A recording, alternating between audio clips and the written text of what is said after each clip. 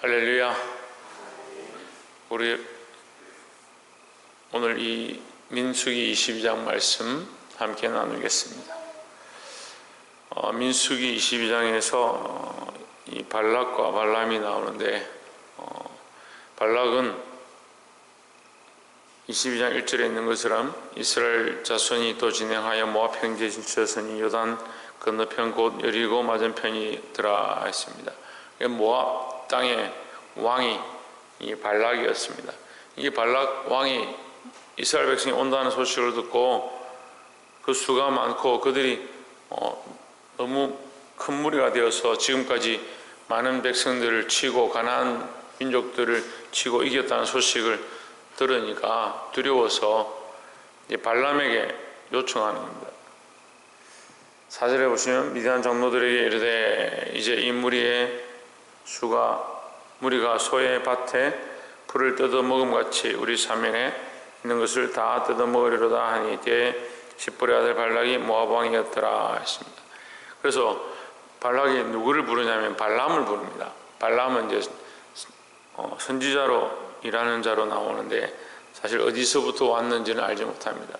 하지만 여기서 하나님께서 발람에게 나타나신 것으로 봐서는 그에게 음성을 들려주시고 그에게 하나님께서 말씀하셨다고 우리가 알 수 있습니다. 6절에 보면 우리보다 강하니 청컨대 와서 나를 위하여 이 백성을 저주하라. 내가 혹 쳐서 이겨 이 땅에서 몰아내리라. 그대가 복을 비는 자는 복을 받고 저주하는 자는 저주를 받을 줄 내가 알미니라 했습니다. 이 말씀을 볼 때에 발람이 어떤 사람인 줄 알 수 있는 거죠. 복을 비는 자가 복을 받고 저주를 한 자에게 저주가 임하는 것은 하나님의 백성에게 주신 하나님의 특별한 은혜입니다. 이건 아브라함에게 주셨던 축복이죠. 네가 복을 비는 자에게 복이 임하고 네가 저주하는 자에게 저주가 임한다. 그래서 우리가 믿는 백성들, 하나님께서 믿는 자들에게 복을 비는 자가 복을 받고 저주하는 자가 저주를 받는 그런 권세를 주셨습니다. 그럼 우리가 복을 빌 자를 위해서 기도하고 저주할 자를 위해서 또한 기도해야 될 것이고 그것 또한 하나님 앞에서 우리가 해야 될 줄 믿습니다. 그것이 우리에게 주신 권세를 똑바로 쓰는 방법들이다라는 거죠. 근데 이 발락도 안다. 세상 사람도 알고 있는 거죠. 믿는 자들이 기도하는 것이 능력이 있고 하나님께서 우리에게 그런 축복을 주신 줄 세상 사람들도 알고 있다라는 거죠. 그런데 왜 그럼 세상 사람들이 우리를 손가락질 하느냐? 우리가 그런 일을 똑바로 못할 때 손가락질을 하는 겁니다. 발락은 자기를 위해서 복을 빌으라 말하지만 사실은 결국 뭐냐면 자기가 원하는 뜻대로 너는 행하라 이 말인 거예요. 근데 이 발람의 복과 저주는 하나님이 주신 권세니까 발람의 복과 저주는 누구를 따라서 해야 되냐면 하나님 말씀을 따라 하나님 명령을 따라서 하는 것이 합당하다는 겁니다. 근데 우리가 이걸 자꾸 잊어버리는 거예요. 오늘 이 발람의 이 모습을 볼 때에 참 오늘 우리 그리스도인들을 비유하고 있는 것 같다는 그런 마음이 많이 드는 겁니다. 처음에 하나님께서 이 발람의 이 말을 듣고 그에게 나타나셔서 너는 가지 마라, 함께 가지 마라, 그들과 함께 하지도 마라. 이들이 누구냐? 분명히 말씀하셨습니다. 첫 번째 그렇게 가지 마라고 말씀하셨는데 15절에 보면 발락이 다시 그들보다 더 높은 귀족들을 더 많이 보내매. 더 높은 귀족을 보냈다. 이 더 높다는 이 단어가 마귀가 예수님을 시험하는 모양을 보여주는 겁니다. 첫 번째 시험할 때 발람에게 와서 이 먹고 사는 것에 네가 복을 주고 복을 빌고 저주를 빌고 하면 되니까 네가 먹고 살려면 내 말 들어라 이 말이고, 두 번째는 너를 더 높이겠다. 예수님 시험할 때 떡을 만들어 먹으라 하고 두 번째 뭘 합니까? 높은 데 올라가서 뛰어내리라. 나에게 엎드리라. 그럼 온 세상을 주겠다. 이제 종기를 얘기하는 거예요. 더 높은 것을 주겠다. 17절에 내가 그대를 높여 크게 존귀케 하고 그대가 내게 말하는 것을 무엇이든지 시행하리니 청컨대 와서 나를 위하여 이 백성을 저주하라 하시더이다 했습니다. 더 높은 걸 준다 하니까 이 발람이 그렇게 하겠다는 말은 하지 않지만 따라가는 겁니다. 그래, 그 온 높은 사람들에게 잠시 기다려봐라. 내가 다시 하나님께 묻겠다.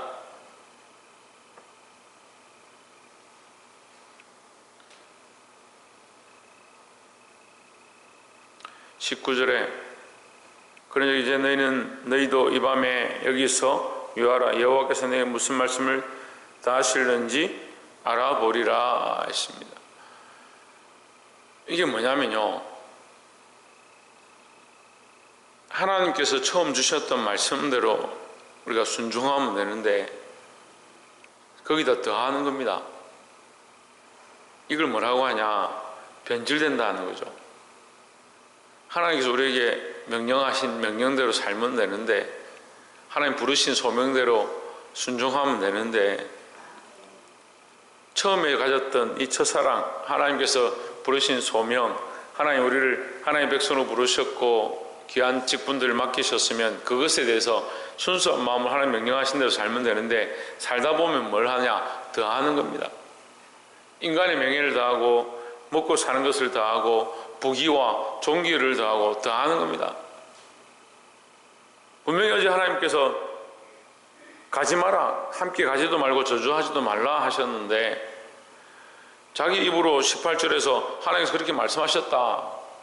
그런즉 그러면 너는 떠나라 해야지. 뭐라고 하냐? 여기 함께 유숙해라. 하나님께서 말씀 더 알아보리라. 더 하실는지 알아보리라. 어제 분명히 가지 말라 하셨고 그들과 함께 하지도 말고 저주하지도 말라 하셨는데 더 알아보긴 뭘 더 알아봅니까? 이 더 알아본다는 건 더 한다는 거예요. 우리 인생들이 처음 하나님 주셨던 그 은혜를 따라가면 되는데 이미 틈이 난 거죠.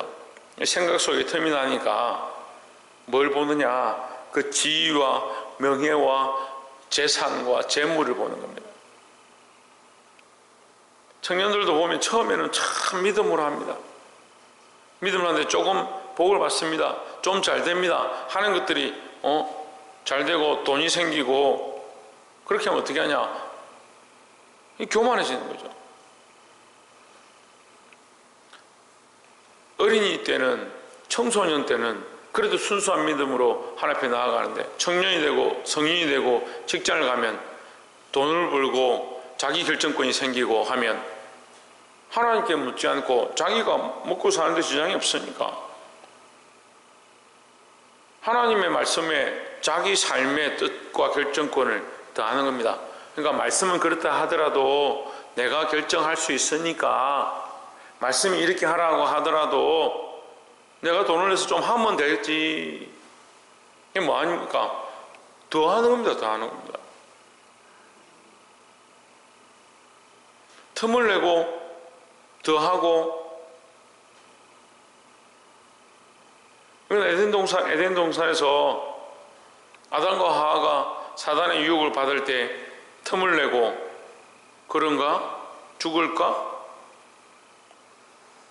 거기다 더하고 하나님 말씀에다 더하고 틈을 내니까 더하고 자기 생각을 거기다 보태는 겁니다. 사랑하는 성도 여러분, 하나님 앞에 서야 되고 하나님 명령에 분명하게 반응해야 된다는 겁니다. 우리가 이 말씀을 보면 오해할 수 있습니다. 하나님 처음에는 가지 마라, 저주도 하지 마라 했는데 두 번째는 함께 가라 이렇게 하십니다. 그래서 세 번째도 함께 가라 이렇게 하는데 가지 말라 했다가 가라 했다가 그 다음에 또 가라 했다가 왜 하나님이 왔다 갔다 하시냐? 하나님 왔다 갔다 하는 게 아니요. 누가 왔다 갔다 하냐면 발람이 왔다 갔다 하는 거죠. 하나님이 왔다 갔다 하시는 게 아니요. 우리가 하나님의 음성을 들었다 못 들었다 하는 거지, 하나님 우리에게 말씀하지 않는 게 아니고 하나님 우리한테 역사하지 않는 게 아니에요. 그 하나님의 팔이 짧아서 권치 못하는 줄 자꾸 착각하는 겁니다. 내가 어리석어서 하나님 뜻을 보지 못하고 하나님 우리에게 말씀하신 것을 듣지 못하면서 하나님 팔이 짧으신가? 하나님 왜 말씀 안 하시는가? 하나님 왜 인도하지 않는가? 자기 삶을 돌아보지 않고 자기를 회개하고 자기를 고쳐야 되는데 하나님 자꾸 바뀌셨나 생각하는 거예요. 그러니까 발람이 하나님 가라니까 잘 됐다. 어제는 가지 말라 하셨는데 오늘은 가라고 하시네. 그렇게 함께 가죠. 이 가는 게 가라고 하는 게 아니라 네가 정녕 그렇게 내 말을 듣기 싫으면 네 마음대로 해라 이 말이에요. 가라고 하시는 하나님께서 여호와의 사자를 보내서 검을 들고 서 있게 하시는 겁니다. 그럼 가라고 한 게 아니죠. 네가 이제 죽으려면 가라 이 말이죠. 발람이 눈이 어두우니까 이거 보지 못하는 겁니다. 28절에 여호와께서 나귀 입을 여시니 발람에게 이르되 내가 내게 무엇을 하였기에 나를 이같이 3번 때리느냐 했습니다. 성경에 전무후무한 사건이 벌어지는데 나귀를 타고 발람이 가고 있는데 길에서 좌우가 막혀진 담이 있고 그 앞에 여호와의 사자가 서 있는 곳에서 나귀가 앞으로 가지 않고 멈추니까 나귀를 때립니다. 때리니까 나귀가 가지도 못하고 때리긴 때리니까 벽에다 몸을 비빕니다. 계속 때리는 거죠.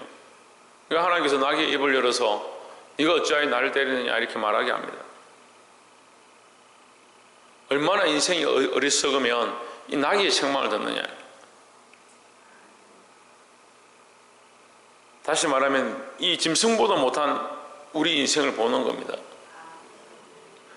돈에 눈이 멀고 지위와 명성에 눈이 머니까 하나님의 종들이 짐승보다 못한 모습을 드러내는 겁니다. 저는 이런 모습을 너무 많이 봤어요. 너무 속이 상하고 어떻게 상식적으로 세상의 상식적으로도 이해할 수 없는 그런 일들을 행하는 겁니다. 형제들 앞에 올무를 팔고 교인들을 함께 꼬여서 잘못된 길로 가게 하고 자기를 위해서 형제들의 목에 칼을 겨누고, 제가 형제라고 하는 건 가족을 얘기하는 게 아니라 성도들 얘기하는 거예요. 자기 목적을 위해서 양들의 피를 빨아먹는 거예요. 그렇게 하면서 그것이 하나님 말씀이라고 포장하고 자기 배를 섬기고 처음 하나님 주셨던 명령과 소명은 다 잊어버린 그런 모습들을 너무 많이 봤습니다. 지금도 제가 많은 사람들 만나고 있지만 변질되어 버린 사람들이 너무 많이 있습니다. 우리가 변질되면요 짐승보다 어리석은 존재들이에요. 짐승보다 못한 존재들이라는 거예요. 그 예수님께서 변질된 바리새인들과 서기관들에게 계속해서 말씀하시고, 이 독사의 자식들아,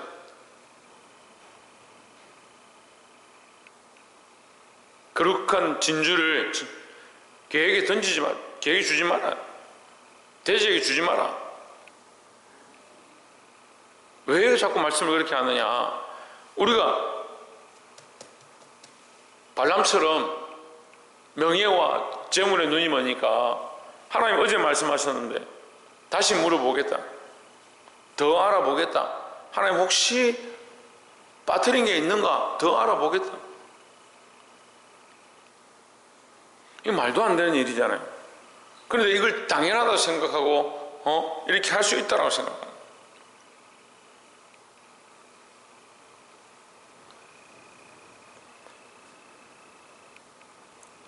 (30절에) 나귀가 발람에게 이르되 나는 내가 오늘까지 내 일생에 타는 나귀가 아니냐, 내가 언제든지 내 이같이 하는 행습이 있더냐 이르되 없었느니라. (31절의) 때에 여호와께서 발람의 눈을 밝히심에 여호와의 사자가 손에 칼을 빼어들고 길에 선 것을 보고 머리를 숙이고 엎드리니 했습니다. 여기서 또 한 가지 우리가 볼 수 있는 것은 발람이 나귀를 타고 일생을 살았습니다. 근데 그 나귀가 말을 듣지 않습니다. 듣지 않는 나귀를 때려서 죽이려고 하는 겁니다. 자기가 눈에 보이고 자기가 타고 다니는 그 나귀도 말을 듣지 않는다고, 자기 뜻대로 따르지 않는다고 때려서 죽이려고 하는 그 발람이 하나님 앞에 쓰임을 받고 있는 자기 자신의 모습은 보지 못하는 겁니다. 자기가 나귀를 때려서 자기 권세로 자기 마음대로 그 나귀를 죽여도 누가 뭐라 하겠냐라고 생각하는 그가 하나님 앞에 나귀보다 못한 존재임을 알지 못하는 거죠. 인간의 어리석음이 그런 거예요. 우리의 주권과 우리의 삶에 우리가 선택하는 결정권과 우리의 자유의지들이 하나님의 은혜로 주어졌다는 사실을 잘 기억 못하는 겁니다. 그걸 결국 뭘 하고 있느냐? 하나님을 인정 안 하는 거죠. 생각도 마음대로 하고 자기 감정도 마음대로 하고 자기 말하고 싶은 것도 마음대로 하고 하나님께 주권을 내어드리고 하나님 기뻐하시는 말을 하고 하나님 기뻐하시는 생각들을 하고 하나님 기뻐하시는 감정들을 다스리고 그 일들을 해야 되는데 이게 나기보다 어리석은 삶을 사니까 보지 못하고 있는 겁니다.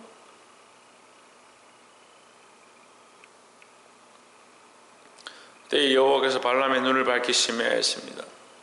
우리에게 유일한 방법이 뭐냐? 하나님께서 보게 하시는 은혜를 경험하는 겁니다. 우리의 힘으로 할 수 없는 겁니다.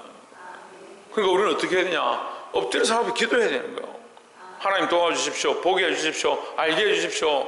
내가 오늘도 연약하고 어리석어서 내 뜻대로 내 생각대로 결정하지 않도록